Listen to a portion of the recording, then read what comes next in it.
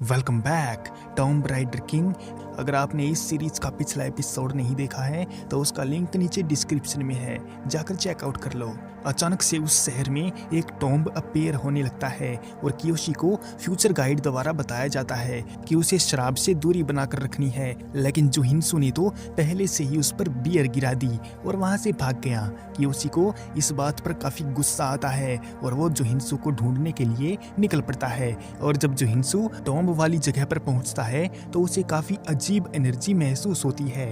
ये पिछली बार के मुकाबले काफी ज्यादा थी और इतने में ही कियोशी भी वहां पर आकर उस पर बंदूक तान देता है और जुहिनसु को हाथों को ऊपर करने को कहता है। अचानक से नोटिफिकेशन खुलता है और बताता है कि जिस जगह पर वो लोग खड़े हैं वहां पर काफी तेज एनर्जी निकलने वाली है। और फिर सच में उस जगह से काफी तेज एनर्जी निकलती है और जमीन फाड़कर काफी सारे नुकीले नुकीले हथियार बाहर आने लगते हैं। जुहिनसु जानता है इस टॉम्ब के बारे में क्योंकि यहाँ पर टूटे फूटे हथियार निकले हुए हैं और ये एक जापानीज रेलाइक मुरामासा है।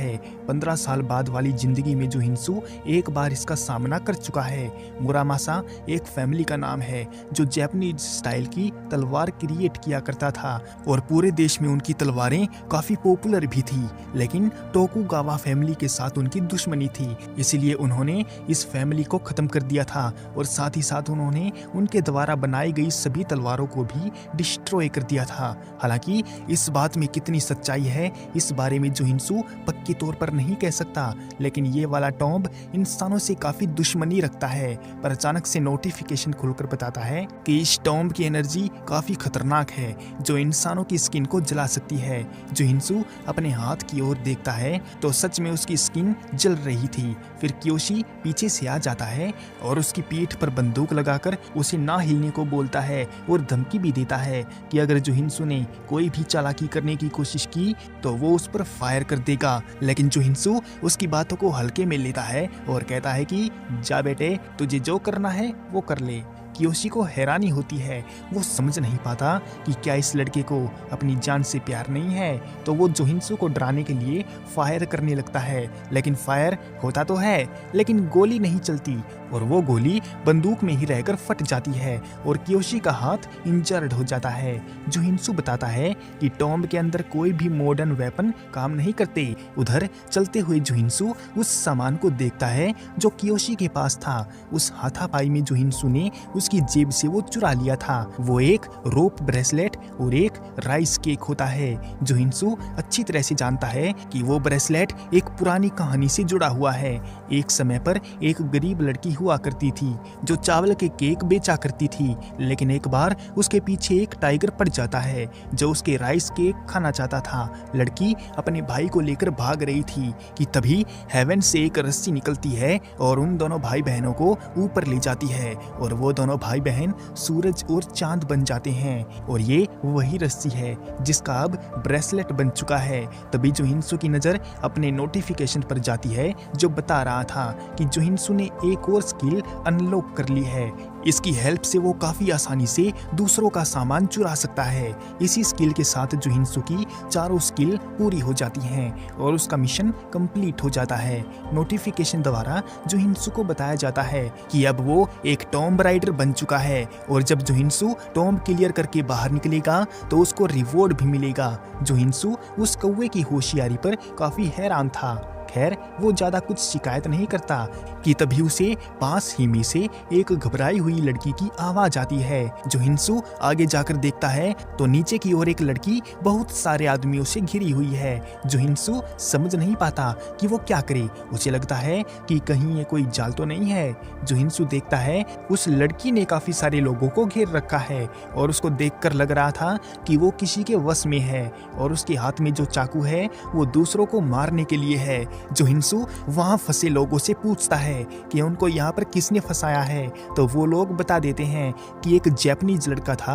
हालांकि उन लोगों ने इंसानियत के तौर पर उस हरामी की मदद की थी, लेकिन वो गधा उनको ही यहाँ पर फंसाकर भाग गया। ये सुनकर जुहिनसु समझ जाता है कि उसको ऐसा करने के लिए उस फ्यूचर गाइड ने ही बोला होगा, क्योंकि हो सकता है यहाँ पर लोगों को सेक्रिफाई होना पड़ता होगा। तभी जुहिनसु उस लंबे से गड्ढे के अंदर उतरता है और रास्ते में आने वाले नुकीले हथियारों को अपने ऑब्जेक्ट से काटते हुए उसके पास आ जाता है। वो लड़की अपने सामने जुहिनसु को देखकर उसकी तरफ हमला करने के लिए भागती है, तो उससे बचने के लिए जुहिनसु उस पर रोप ब्रेसलेट का इस्तेमाल करता है और लड़की की तरफ फेंक देता है। वो ब्रेसलेट उस लड़की को पूरी तरह से जकड़ लेता है और बांध देता है। जुहिनसु उस चाकू को उठा लेता है तो वो चाकू उससे बातें करने लगता है और कहता है कि इंसान, यहाँ पर जितने भी इंसान मौजूद हैं उन सभी को मार डालो। ये सुनकर जुहिनसु काफी हैरान होता है और उस चाकू की रैंक चेक करता है तो वो सी रैंक वाला होता है। उसे हैरानी तो होती है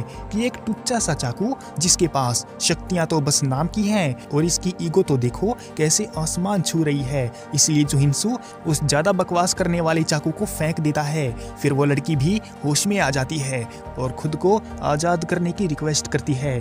जुहिनसु उसको परेशानी में देखकर उस ब्रेसलेट को वापस बुला लेता है और उन लोगों से कहता है कि वो उनको यहाँ से निकाल देगा, लेकिन अभी वो लोग उससे कुछ भी ना पूछें। और वहीं पर कियोशी बहुत ही ज्यादा खुश था क्योंकि उसने सभी लोगों को टपकने के लिए छोड़ दिया था, वो इसीलिए कि वो आगे चलकर उसके लिए मुसीबत खड़ी कर सकते थे और गवर्नमेंट को उसके मंसूबों के बारे में बता सकते थे। और वो हरामी उस कमरे तक भी पहुंच चुका था जहां पर उसे मुरामासा रियलाइक ऑब्जेक्ट मिलेगा, लेकिन इतने सारे नुकीले हथियारों में से उसे असली ऑब्जेक्ट का पता ही नहीं चल रहा था। पर इतने में ही जुहिनसु उन सभी लोगों को वहां पर ले आता है तो वो लोग उसको डांटने लगते हैं और उस पर गुस्सा दिखाने लगते हैं क्योंकि उस हरामी ने उन सभी को धोखा दिया था।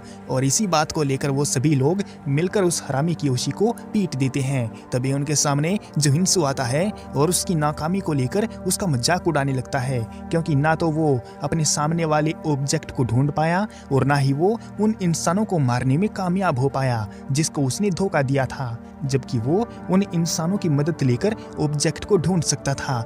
इस बार भी नाकाम हो जाने पर कियोशी को गुस्सा तो आता है लेकिन वो कर भी क्या सकता है।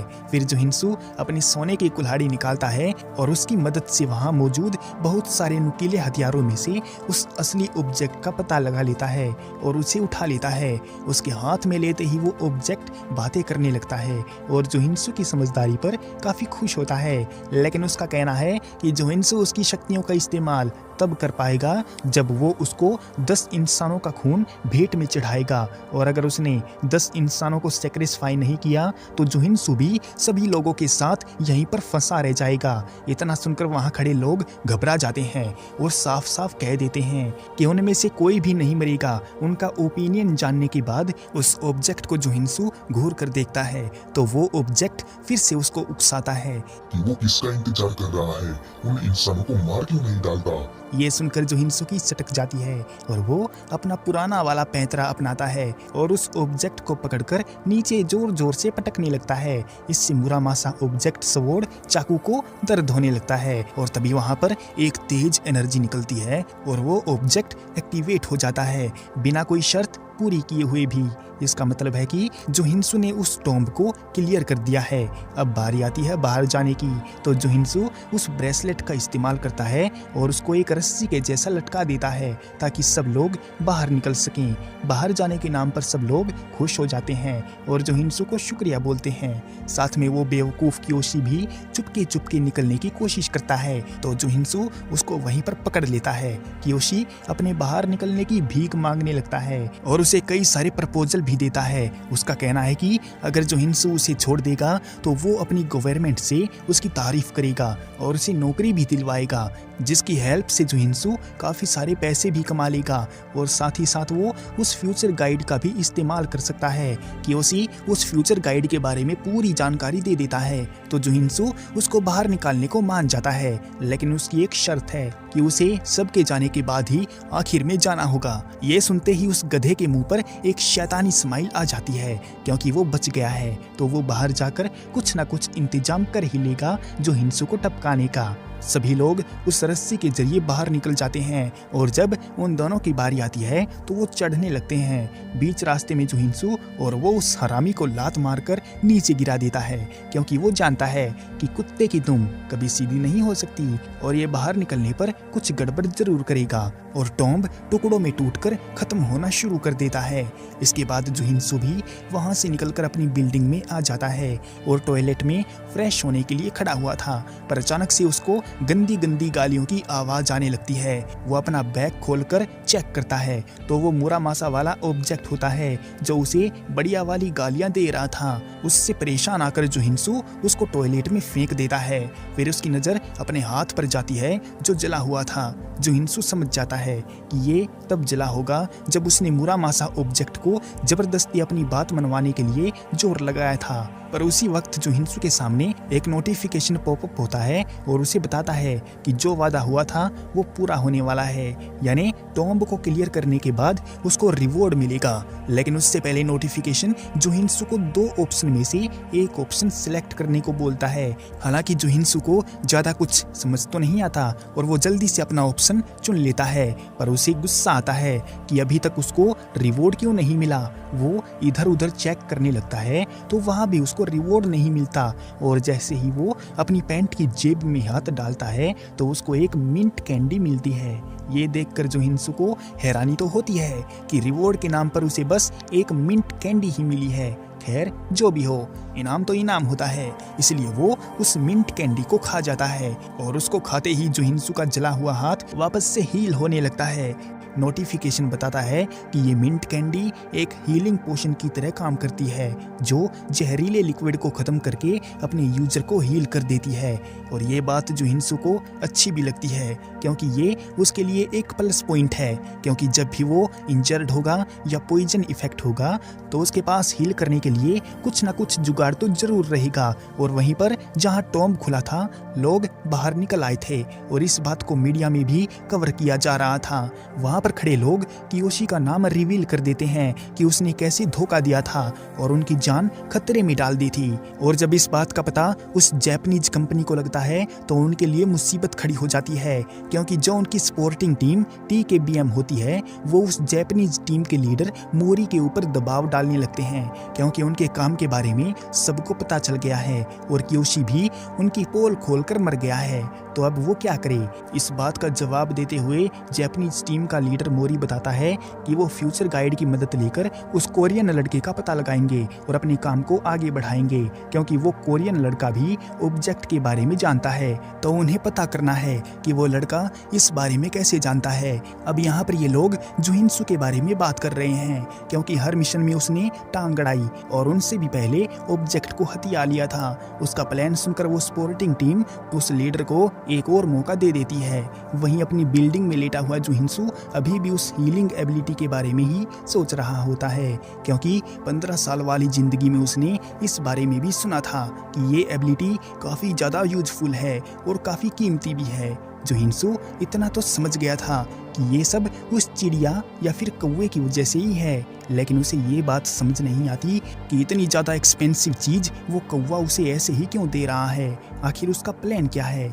वो जानने की कोशिश करता है कि उस कौवे को आखिर क्या चाहिए, लेकिन वो कौवा जुहिनसू को कोई भी हिंट नहीं देता। तो जुहिनसू भी उस पर ज़्यादा ध्यान नहीं देता, पर तभी उसके पास उन्हीं गुंडे भाई लोगों का कॉल आता है जो फिलहाल उसके बताए अनुसार अमेरिका के लास वेगास में चले गए थे। वहाँ पर उन्होंने उस नीलामी में ज्वाइन हुए लोगों की लिस्ट भी देखी, जिसमें उनको जे के नाम के 3 लोग दिखे हैं। जुहिनसू उन लोगों से बात कर ही रहा होता है कि तभी उसका नोटिफिकेशन खुलकर उसको अलर्ट करता है कि कोई S रैंक वाला ऑब्जेक्ट उसको फिलहाल रीड कर रहा है। ये देखकर जुहिनसू काफ़ी ज़्यादा हैरान हो जाता है। वो फटाफट समझ जाता है कि ये जरूर वो फ्यूचर गाइड ही होगा, लेकिन उसे ये बात परेशान कर रही थी कि वो लोग उसको रीड क्यों कर रहे हैं। आखिर उन लोगों का प्लान क्या है? पर तभी उसके दिमाग में एक खुराफाती आइडिया आता है और फिलहाल वो उन लोगों को अपना काम करने को बोलता है और जल्दी ही उनके पास आने की बात कहता है। लेकिन उससे पहले जुहिनसू को थोड़ा काम करना है जो वो निपटाना चाहता है। इतना कहकर वो कॉल कॉल कट कर देता है। फ्यूचर गाइड सोचती है कि आंख मिलाने से उसने जो हियोन का फ्यूचर देख लिया है, इसलिए अभी भी उसके पास एडवांटेज है। लड़का उसे कैफे में ले जाता है और कहता है अपना फ्यूचर गाइड निकालो, सब कुछ लिख दो जो तुम देख रही हो। लड़की घबरा कर कहती है मैं फ्यूचर गाइड घर पर भूल आई हूँ। फिर वो कोशिश करती है कि लड़के को मार दे, लेकिन जो हियोन बहुत आसानी से उसे काउंटर कर देता है, उसका फोन छीन लेता है और उसका ट्रैकिंग डिवाइस तोड़ देता है। लड़का कहता है अगर तुम थोड़ा और पास आती तो मैं तुम्हारा गला मुरामासा से काट देता, लेकिन तुम इतनी बेवकूफ निकली कि हम यहाँ तक आ गए। वो लड़की को रस्सी से बांध देता है। लड़की चिल्लाती है तूने मुझे डेट पर बुलाया था धोखेबाज। लड़का हंसते हुए कहता है ये कपल रूम कैफे है, साथ में टाइम स्पेंड कर रहे हैं, ये डेट ही तो है ना। लड़की घबरा कर पूछती है क्या तुम मुझे वाकई मारने वाले हो, जैसा उस प्रोफेसी यानी भविष्यवाणी में लिखा है। लड़का उसकी बाह पर टैटू देखता है और समझाता है ये टैटू फ्यूचर गाइड यूज करने के बाद आया है, इसे छूकर तुम गाइड को कहीं भी समन कर सकती हो। वो लड़की से कहता है जितना हो सके उतना लिखो फ्यूचर गाइड में। लड़की रोते हुए कहती है मैं लिख दूंगी, फिर मुझे छोड़ देना। लड़का कहता है नो थैंक्स, बस तुम लिखती जाओ, ज्यादा सवाल मत पूछो। ते हैं दे दे मुझे, नहीं ये मेरी है। वो सब गोली चलाने लगते हैं, कमरा तबाह हो जाता है, पूरी टीम आपस में लड़ पड़ती है। इसके बाद नेक्स्ट प्लेन में जो हियोन अब प्लेन में बैठा है, फ्यूचर गाइड की प्रोफेसी याद कर रहा है। वो भविष्यवाणी कहती है 1 महीने में प्लेस रिप विद ग्रीड की तरफ जाओ, वहाँ दुनिया की सबसे बड़ी कैलामिटी की शुरुआत होगी। वो सोचता है ये जगह ग्रीड से भरी हुई है,